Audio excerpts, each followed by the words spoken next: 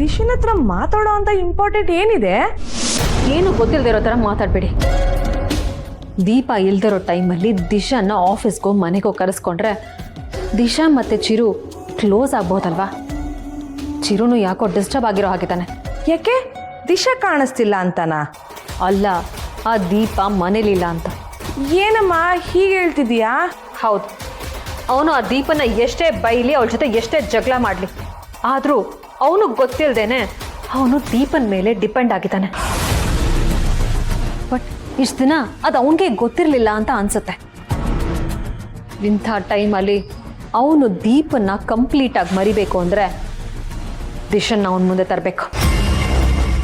ಅದಕ್ಕೆ ಮೇಲಿಂದ ಮೇಲೆ ಅವಳಿಗೆ ಫೋನ್ ಮಾಡ್ತಾನೆ ಇದ್ದೀನಿ. ಅವಳು ಫೋನ್ ತೆಗಿತಿಲ್ಲ, ಅವಳಿರೋ ಅಡ್ರೆಸ್ಸು ನನಗೆ ಗೊತ್ತಿಲ್ಲ. ಇಲ್ಲಿ ನೋಡಿದ್ರೆ ದೀಪಾನು ಮನೇಲಿಲ್ಲ. ಚಿರು ದಿಶನ್ನ ಒಂದು ಮಾಡೋದಕ್ಕೆ ಇದಕ್ಕಿಂತ ಬೆಸ್ಟ್ ಟೈಮ್ ಸಿಗೋದಿಲ್ಲ. ನಿಜ ಕಣಮ್ಮ, ಅನುಕಂಪದ ಟೈಮಲ್ಲೇ ನಮ್ಮ ಕೆಲಸ ಮುಗಿಸ್ಕೋಬೇಕು.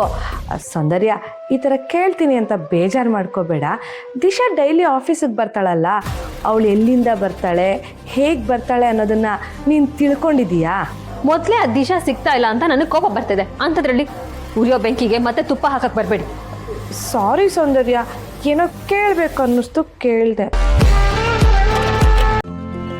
ಇಂದೇ ಡೌನ್ಲೋಡ್ ಮಾಡಿ ಮತ್ತು ನಿಮ್ಮ ನೆಚ್ಚಿನ ಶೋಗಳನ್ನು ಆನಂದಿಸಿ.